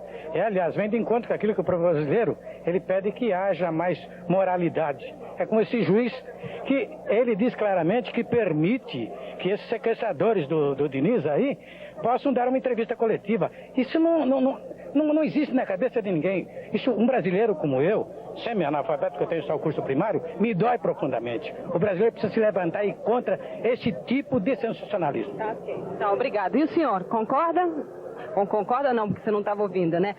Acha que tem algum meio de comunicação que seja pessimista? Não, o que eu considero é que, infelizmente, todo o meio de comunicação ele é condicionado a determinados fatores. E aí sim ele se transforma em otimista ou não otimista, segundo os interesses de quem o está patrocinando. Nós não temos uma informação isenta. Ok, muito obrigado. Ney? Olha aqui, o pessoal é isso aí que vai salvar o Brasil. O pessoal está se urbanizando e politizando. Na grande imprensa existe uma fórmula para dar notícia, nos grandes jornais, né? Os editores acreditam que desgraça vende. Então, quando nós lemos um jornal, acabamos com a sensação de baixo astral, pois tudo parece uma sucessão interminável de desgraças e mais notícias. Há alguns meses atrás, a revista Imprensa publicou um artigo sobre até que ponto essa ótica da imprensa não ajuda a criar um clima pessimista. A manchete, segundo o editor de um dos grandes jornais do Rio de Janeiro, há uma grande teimosia da imprensa em tratar a notícia pelo lado da desgraça. A manchete ressalta sempre o lado mais negativo, como por exemplo, o Boeing cai e mata 300 pessoas nas Filipinas. Para ele, a notícia poderia ser dada de outro jeito, exatamente para reverter essa expectativa de pessimismo. Boeing cai nas Filipinas, 12 pessoas se salvam. Agora eu coloco uma outra questão. No Brasil hoje, pode ser que seja uma crítica vulgar, mas as pessoas falam isso a todo momento. No Brasil hoje, se alguém quer aparecer na capa de revista, tem 3 alternativas. Ou a mulher é bonita, tem boas formas e aparece pelada em algumas delas, ou tem AIDS e está garantido todas as capas, ou muda de sexo e garante pelo menos 60% das capas. Isso é normal, isso é da natureza humana. Vamos discutir no próximo bloco.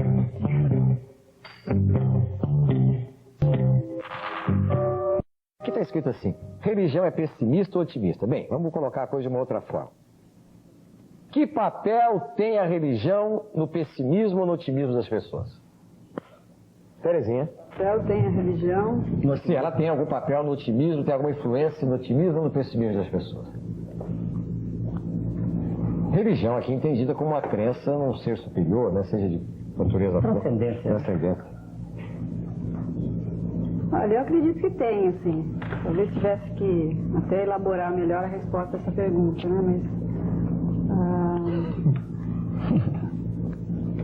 porque já entra a religião é muito a minha especialidade, né? Mas vamos ver, como que é? Fala, Jorge. Eu acho que aí precisa... Vamos desmistificar um pouco esse assunto, né? Eu acho que você tem dois caminhos de religião. Se você pegar as religiões clássicas, pré-cristãs e não judaicas, a ideia era da gente se realizar neste mundo. Então a religião se confundia com os ideais de beleza, com os ideais de tudo isso. Então a religião era um passaporte para usufruir o mundo. Depois veio o cristianismo, o judaísmo e tal, e a religião ficou um passaporte para você usufruir o outro mundo. Exatamente. E daí, então, é muito perigosa. Eu sou religioso, eu sou católico, mas eu acho que precisa tomar cuidado com essa coisa. Nós não podemos transferir o direito de felicidade do homem para o outro mundo. O direito de felicidade do homem tem que ser neste mundo. Aí eu acho que você pode falar de religião melhor do que eu. Quer dizer, tem que realizar a felicidade neste mundo. E Deus não vai ser tão injusto de querer que a gente passe uma vida de cachorro para ter um céu de anjo. Entende? Eu quero ter uma vida de anjo aqui, eu quero ter felicidade aqui dentro. Com todo respeito ao senhor, mas isso não é religião. Não é religião? Não é religião. Você vai querer uma ordem? Não. Eu brigo pela melhoria aqui, senão eu não tinha fundado um partido político, saí da minha vida, nunca fui político, fundei. Eu estou com o senhor, tem que melhorar aqui. Mas eu quero dizer que nós estamos falando de outra coisa. Nós estamos falando de bem-estar na Terra, no planeta. Religião é outra coisa. Já está aí um instantinho. E antes de Cristo, o senhor me perdoe, mas antes dos judeus, já havia religiões como dos hindus, que falavam de outra vida, falavam de tantas outras. Quer dizer, esse estado de crença, de fé, é uma coisa tão sublime que quem não tem não deve falar disso, né? Agora, não sou contra outra vida, não. Só para responder a pergunta do senhor, que vou deixar que o senhor Boris Casal pergunte, então vou aproveitar para responder de público. Eu creio em Deus. Peraí. Eu creio em Deus, creio com convicção, creio numa coisa extraordinária a qual eu não consigo ter acesso, né? E que me espanta, creio. E digo assim, religião é um estado de alma do qual só pode falar quem tem esse êxtase. E é bonito, quando a gente encontra um religioso convicto, puro, a gente vê como é bonita a doação deles, é uma coisa muito bonita. E há certos grupos da igreja que fazem muito pelo ser humano, não estou dizendo que toda faz, claro, não estou dizendo isso. Existem facções da igreja que são muito reacionárias, a gente sabe disso, né? Mas há muitos grupos aí que tentam melhorar a condição do homem. Sim, mas aí entra no princípio que ele estava falando, né? Viva mas aí na Terra, esses o que grupos eles fazem aqui. Esses grupos estão atuando numa coisa que não é, veja bem, um princípio fundamental. Você só ouve um teólogo convicto falar, a religião fala do espírito, né? Sim, mas isso aí começa a entrar numa coisa profunda, uma coisa de teologia e tal. A religião realmente, pelo que eu entendi que ele estava colocando, é isso aí. Quer dizer, as pessoas que estão aqui, que estão ajudando o povo, que estão distribuindo favores, que estão dando felicidade, que estão vivendo aqui, estão trabalhando aqui, isso tudo é religião. Claro, você veio à Terra, quer dizer, quando Deus colocou o homem na Terra, ele colocou para ele ter a vida dele e trabalhar e viver a vida dele aqui do melhor possível, quer dizer, da forma... Para começar justamente, para que ele aqui se desenvolva e viva a vida dele, quer dizer, sempre na tentativa de melhorar, Existem teólogos convictos que falam que religião é o espírito, mas há teólogos convictos que falam que religião é os dois grupos. Não, a encarnação faz parte da teologia mais... Acabou que eu houvesse um teólogo na mesa. Olha, mas posso aqui convidado o senhor. Realmente tem várias religiões. Por exemplo, tem a parte do hinduísmo que eles vêm e explicam lá no templo, parados, meditando. Quer dizer, é uma forma de vida, uma escolha de vida. Agora, dentro do outro tipo de religião do povo, enfim, da massa, eu acho que é isso aí, é por aí mesmo, como ele falou. Você tem que viver aqui, você tem que dar tudo de você tem que acertar aqui para que você depois seja cobrado lá. Por exemplo, a Bíblia diz assim, bem-aventurados os de espírito, porque deles será o reino dos céus. Bem-aventurados os que choram, porque serão consolados. Bem-aventurados os que sofrem, porque verão a Deus. Né? E depois tem aquela outra história lá. É mais fácil um camelo passar no fundo de uma agulha do que um rico entrar no reino dos céus. É evidente que a Bíblia não fala da agulha de costurar, de coser, né? Fala da agulha que era a passagem lá do camelo na porta da cidade lá, né? Mas de qualquer forma é uma discriminação contra o rico. Então eu pergunto o seguinte, não seria mais fácil a gente, por exemplo, ter uma religião que dissesse assim, vamos ser felizes aqui e lá? Eu acho que não é uma discriminação dos ricos, se você me dá licença. Eu acho que as pessoas podem até ter dinheiro e não ser escravo do dinheiro. Não colocar toda a sua energia naquilo, sabe? Não depender só daquilo para ser feliz. Eu acho que o dinheiro está aí, eu acho que Deus é maravilhoso, quer ver todo mundo tendo muito conforto. E não podemos separar, acho que religião de espírito, porque o espírito sempre está dentro da gente. Eu acho que o corpo é o templo do espírito. Então o espírito já está aqui. Uma vez que a gente morre, começa-se uma vida espiritual, mas o espírito já está aqui. Por isso que as pessoas dizem, querem me elevar espiritualmente. O espírito está dentro da gente. De repente uma sementinha que brotou e começa a crescer. Então é uma coisa mesmo de dentro para fora. Então não dá para separar, acho que isso. O espírito já está aqui dentro. A vida espiritual já começa aqui na Terra. E as boas novas, de uma vida boa, melhor, já começa aqui. Essa história de rico, eu interpreto dessa forma. Eu já interpreto talvez com uma chamada, assim, tipo, o rico, ele pode ajudar mais. Ele pode dar mais dele. Porque o rico, normalmente, quando ele vive na ostentação, ele vive bem, é difícil ele ver ele pode se tornar egoísta. Então ele vai se tornar isso, viver de tudo que ele tem, do melhor, e esquecer a parte que está por baixo dele. Eu acho que isso é uma chamadinha para que o rico se preocupe, justamente como ela diz, entendeu? E dividir aquilo que ele tem um pouco. Eu acho que há dois excessos que afastam o homem da espiritualidade. O excesso de riqueza e o excesso de miséria. É muito difícil no excesso de miséria você ter uma dimensão espiritual, como é muito difícil no excesso da abundância, entende? De fato, a humanidade talvez não tenha cacife para que todo mundo viva naquela grande abundância. Mas a humanidade tem cacife para que os homens vivam com um pouco mais de decência e possam até exercer seus valores espirituais, tá certo? É um problema de justiça política. O maior problema religioso do mundo hoje é se promover a justiça, entende? Na Terra. Não é um problema é um problema de oração, de fé, de tudo, mas também é um problema de justiça, entende? É um problema de você pegar os bens da Terra e colocar a serviço dos homens. E não os bens da Terra a serviço de facções, a serviço de meia dúzia de privilegiados, entende? É pena que isso não seja o que eu estou dizendo, o que a gente lê nos textos, entendeu? Religiosos. Eu quero dizer que a religião normalmente, né, ela não parece, ela como um todo preocupada com isso, né? Claro que eu penso assim, entende? Mas isso é um problema, infelizmente, político. Eu acho que é um problema de miséria ou de ter muito mais dinheiro. Eu acho que é aí que você tem que ser bem forte espiritualmente, sabe? Aí que tá, aí que você cresce. Porque você estando lá embaixo e crendo, ainda estando forte espiritualmente, ou você estando lá em cima, cheio de grana, e ainda sendo humilde, sabe? Conservando aquelas qualidades, sabe? Dividindo, repartindo, acho que é aí que está uma pessoa espiritual. Porque quando ela está numa boa, é muito mais fácil, né?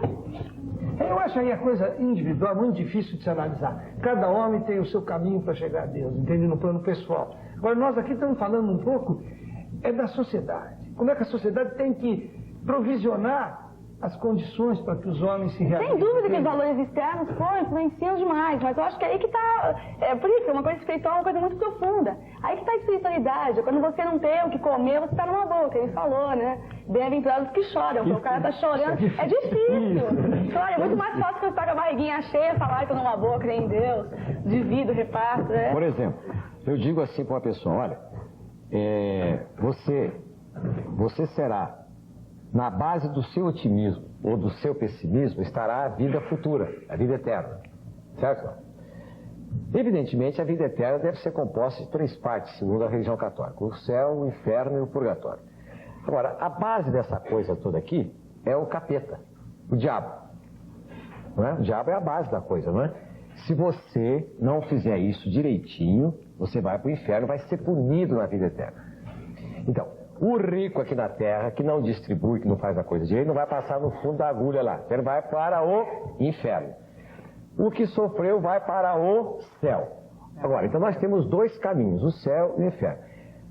Para admitir os 2 caminhos, é preciso admitir a existência de 2 pessoas, 2 entidades que comandam esse espetáculo. O céu é com Deus, o inferno é com o diabo. O Papa disse no final do ano passado, Sua Santidade, que o diabo existe. É uma frase curta, não vou dizer grossa, que eu não quero ser indelicado com Sua Santidade, mas diz assim: o diabo existe, ponto. Marta Orosino, minha musa. O povo acredita no diabo aí? Não. Nossa, será que era ele se manifestando? Tomara que não, né? Vamos saber se o pessoal acredita. Você acredita em diabo? Eu acho que não. Esse negócio de diabo eu não acredito, não. Acho que tem alguns diabos na Terra aí. sei lá. Então, falando de religião, eu acho que eu queria dizer assim, por exemplo, a religião que tira o salário todo do trabalhador, o cara vira a carteira lá em cima da mesa, isso aí eu acho que pode ser representação do diabo. Na minha concepção de ver as coisas, não sei. Vamos voltar então pro estúdio. Não, vamos perguntar pra mais gente aí se você acredita no diabo, Martinha, vamos lá. Eu voltei porque me chamaram, vamos lá então, vai. O diabo realmente existe. E essa palavra diabo, ela vem de origem grega, que significa caluniador. Então, Satanás, o diabo. Deus chamou ele de Satanás porque ele foi opositor. Ele se tornou um opositor da criação de Deus. Quando Deus fez Adão e Eva, duas pessoas magnificamente bem feitas, então Satanás veio dizer que estava tudo errado. E ele existe assim, ele fica na cabecinha que nem naqueles desenhos animados, fica assim um diabinho na orelha falando as coisas. Não é uma pessoa, ele é um espírito, entendeu? A Bíblia... Tenta os outros, ele tenta os outros para fazer o mal. Ele tenta, tanto ele tenta como também ele tem os seus correligionários. Daniel mesmo diz que ele tem cerca de 100 milhões de anjos que participam juntamente com Satanás. O que a pessoa tem que fazer para não cair nas garras do diabo? A pessoa, para se livrar da garra do diabo, primeiro tem que confiar em Deus, entregar a sua vida para Deus, entendeu? E fazer tudo o que é correto. Talvez nós não sejamos aquela pessoa perfeita. A perfeição, ela vem aos poucos, ela se gradua. A gente não adquire assim rápido a perfeição. Mas à medida que a gente for confiando em Deus, adquirindo confiança com as pessoas, amando o seu próximo, fazendo aquilo bom, que é de real. Ser otimista? Certo, ser otimista, entendeu? Apesar que a religião hoje, ela não está dando muito otimismo, entendeu? Porque ela também está envolvida com a coisa diabo, entendeu? Mas se nós confiarmos... O diabo está na política, é isso? Na política, na religião, na sociedade, enfim, ele se envolve com tudo e com todos. Vamos voltar agora então. Ney? Esse viaduto do chá é fantástico. Porque nós estamos aprendendo com o viaduto do chá, que tem gente que não aprende nem com pancada na cabeça. Então não tem jeito. Então, a maioria das pessoas aprende. Nós descobrimos na última eleição, nós descobrimos que é possível existir no Brasil um número grande de partidos políticos que eventualmente possam representar vários lados da sociedade. Então nós admitimos uma coisa que a ciência política chama de pluralismo partidário. Pluralismo ideológico. Quer dizer, podemos ter 20, 30 partidos, 5, 2, que possam conviver harmonicamente na disputa do poder. Não precisa ter sempre um partido bom, um partido ruim. Estava falando agora do Caio lá. Para que essa dicotomia entre bem e mal, né? Então nós descobrimos no Brasil que existem possibilidades de convivermos aqui com pessoas que pensam de maneira diferente politicamente. E que essas pessoas têm o direito de se apresentar, ser votada e votar, né? Agora, o viaduto do chá ensina todo dia aqui, senhor Fernando Cerdeira. Não aprende quem não quer. O pluralismo das pessoas. Que cada pessoa pensa de uma maneira diferente. Reflete uma cultura diferente. Tem mais ou menos dentes na boca. É o único lugar no Brasil que o povo aparece na televisão. Eu estou até querendo mandar um tape para o doutor Roberto Marinho e para o Fernando Collor de Mello para ver o povo. Tem gente que não vê o povo. Vou mandar um tape lá do viaduto do chá. Esse aqui é o povo brasileiro. Dá uma olhada aí. Nós voltamos já já.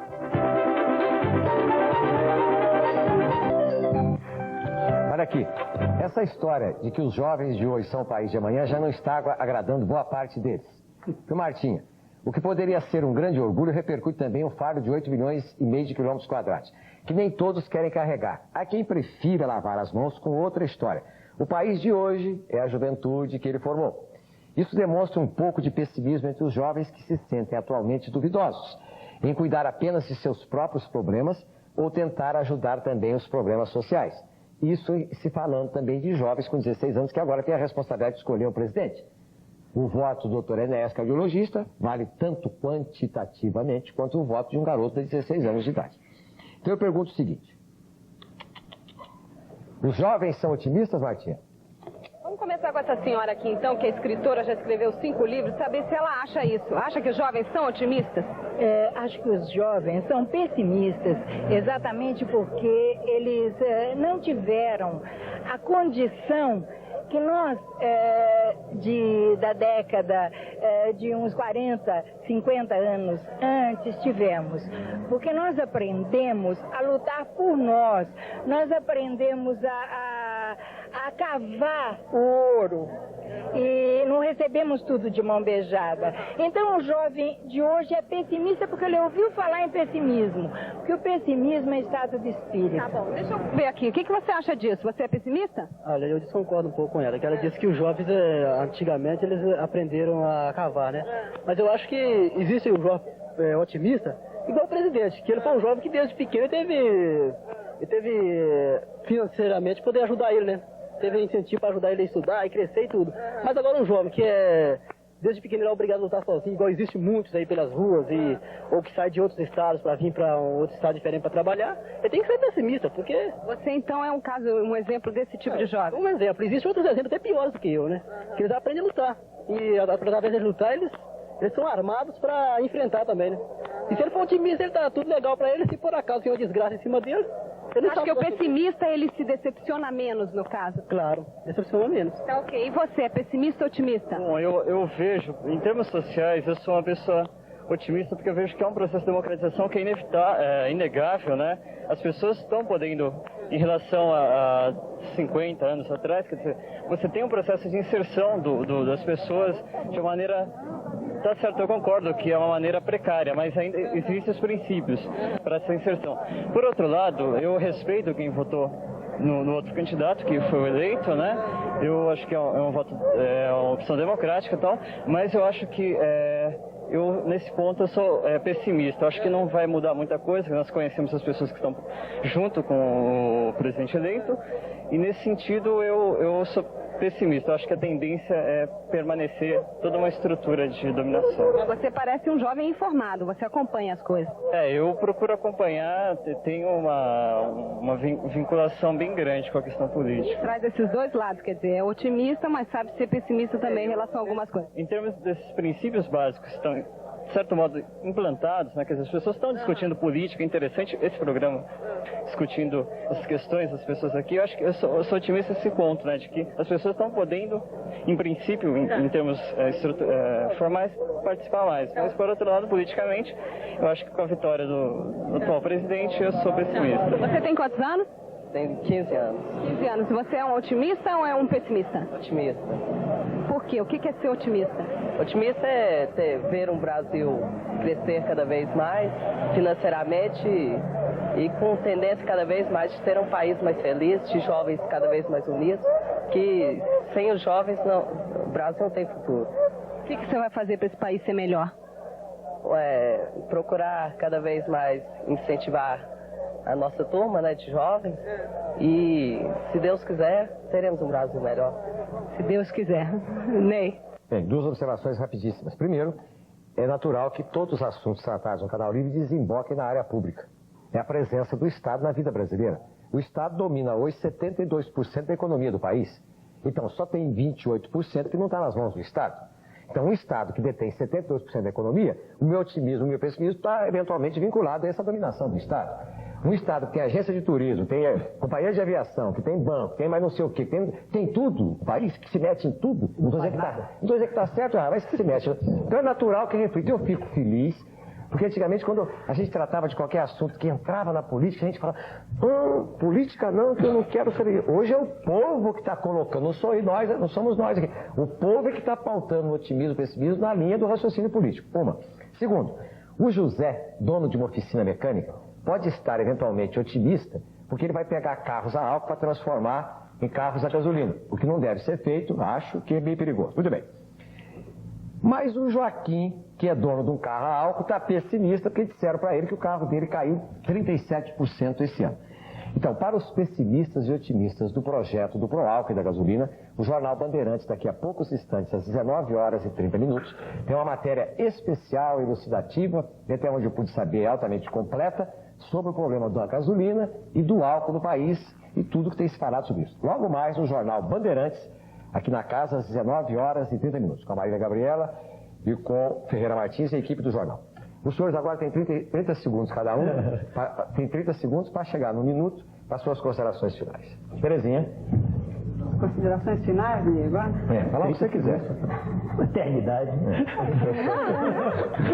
Tentando juntar aquilo que foi dito e acho que traz muita coisa para a gente pensar, né? Eu diria assim que Acho que ser otimista quando a situação é favorável é fácil, né? Ser pessimista quando a situação não está favorável, acho que é perfeitamente compreensível, mas é nesse momento que cada um tem que contar com as suas forças internas, né? O que eu estou chamando de forças internas aqui são criatividade, coragem, autoconfiança. Acho que esses elementos vão fornecer instrumentos para cada um enfrentar a realidade que, no caso, se apresenta desfavorável.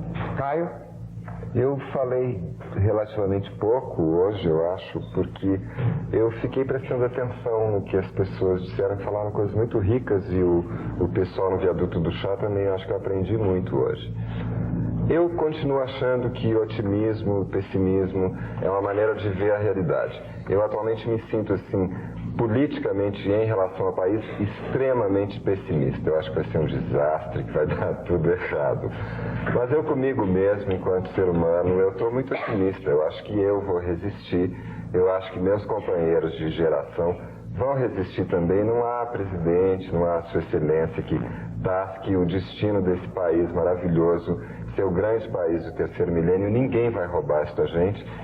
E eu acho que, como a Terezinha falou, eu acho que é o momento da gente se testar numa hora da história do país tão negativa e vamos resistir, vamos acreditar que vai dar certo, porque nós somos ótimos e esse país é nosso. Esse país não é de mais ninguém, a não ser de nós mesmos.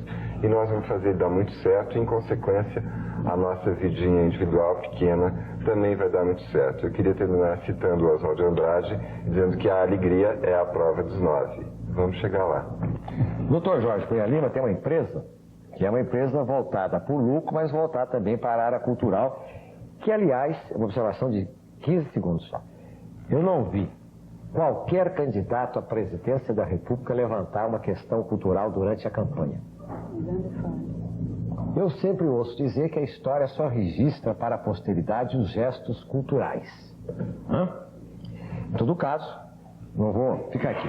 Eu queria saber, então o Dr. Jorge tem uma empresa que tem um ticket cultural. As empresas compram esse ticket como se fosse um ticket de alimento, que é o alimento cultural, e distribuem para os seus funcionários, etc. Nós já falamos aqui várias vezes. Dr. Jorge, sobre o otimismo e pessimismo. Quando você tocou na questão cultural, eu que comecei o programa tão otimista e tão... Falei, será que eu vou terminar pessimista? E aí, eu acho que, de fato, há uma desatenção para o programa cultural. Quer dizer, os valores do nosso povo que se expressam através da arte, de tudo isso, são esquecidos pelos políticos. E nós ficamos num país meio de surdo e mudos exatamente porque esses valores são colocados como assunto de segunda categoria. E a cultura não pode ser um assunto de segunda categoria dentro de um país. Apesar disso, eu continuo otimista, porque quando toda vez que eu vejo esse programa, eu gosto de olhar o viaduto, ver o que a Martinha fala. E lá a gente vê que o povo tem um bom senso com relação ao otimismo muito grande. Otimismo quer dizer a potencialização dos seus valores para ganhar a sociedade que ele deseja, entende, o povo? E eu sou otimista porque o povo sabe buscar um dia a sociedade que ele merece. Lília? Eu tenho que falar que eu confio nos jovens, por exemplo, nós todos. Eu acho que o otimismo é uma coisa que vai para frente, qualquer coisa vai para frente com otimismo.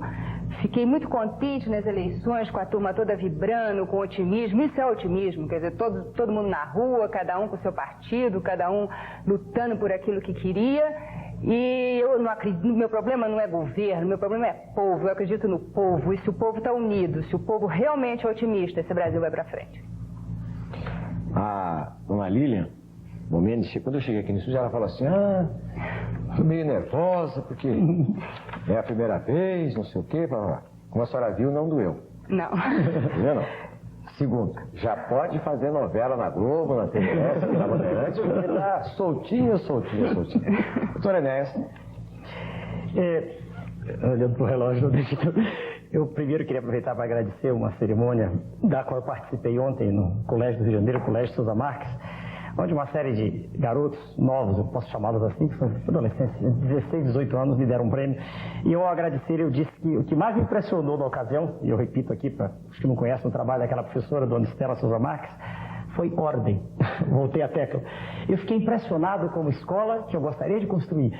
Eu vi alunos tocando instrumento, eu vi um coral, eu vi a professora levantar a mão e dizer todos de pé, todos ficaram de pé. Eu fiquei estupefato. Meu Deus, isso ainda existe. Quer dizer, uma escola funcionando em moldes tradicionais, uma escola onde os meninos falam corretamente a língua, onde há um esmero no manifestar. E isso, como isso é meu modelo de educação, que eu não acredito na guinada toda que foi dada, eu queria dizer que é possível, nesse oceano em que nós vivemos, né? É possível encontrar pequenas ilhas, ilhotas de negação de entropia. E eu creio nesse esforço, que poderia, claro, ser mais rápido se começasse assim uma margem do governo, mas pode ser um esforço de grupos isolados. Eu acredito nisso, piamente. Por isso, eu criei partido político, por isso eu estou me lançando no Brasil inteiro, não candidato, mas chamando pessoas para... E eu creio na força que existe em cada ser humano, em cada um de nós. Eu acredito no homem, eu sou otimista. Virgínia? Eu agradeço a participação, realmente foi ótimo estar aqui com vocês. E vocês estão aqui falando, eu estou realmente me lembrando de uma coisa que tem sido muito louca nesses últimos tempos, né? Eu queria mandar um beijão para minha avó, que acabou de fazer uma operação, amputação, e tem sido um exemplo de otimismo na minha vida. Sabe, uma pessoa que está cheia de vida dentro dela. Então, acho que é por aí. De repente, é uma coisa que vem de dentro da gente, que a gente tem que buscar isso.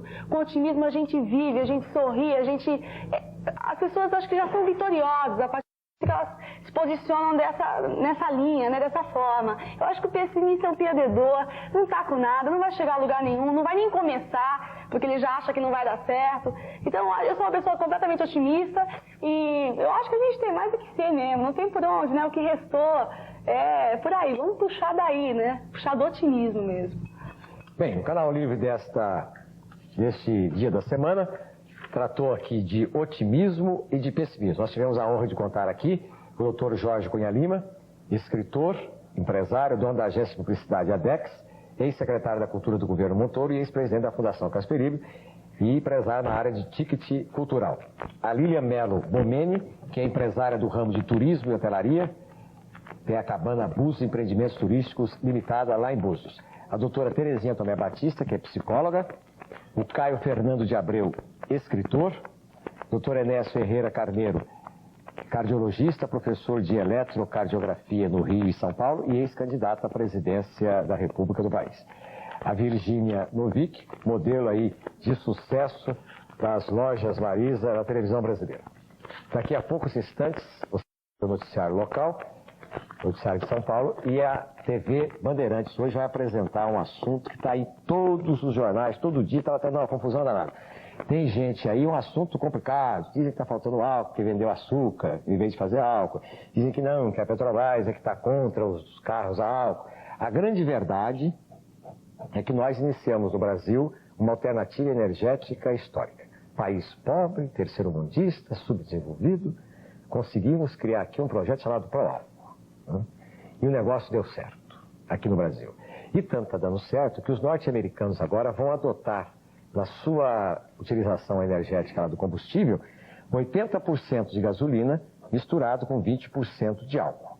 Porque os americanos verificaram que a poluição diminui com esta mistura que nós inventamos aqui no Brasil. Imagine, nós aqui inventamos essa mistura.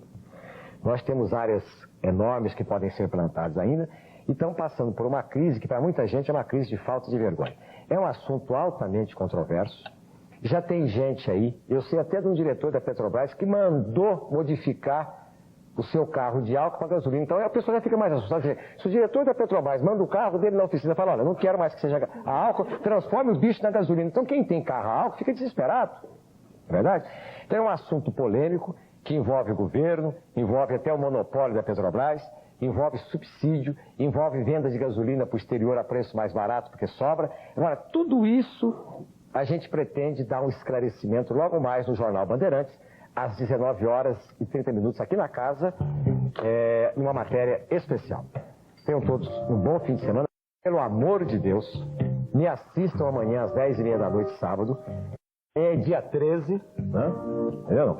Quando eu estava na quinta-feira, eu ganhava da TVS e da Globo. Agora minha na sexta, então os homens me dão a conta aqui. Muito obrigado, bom fim de semana e muito obrigado aos senhores.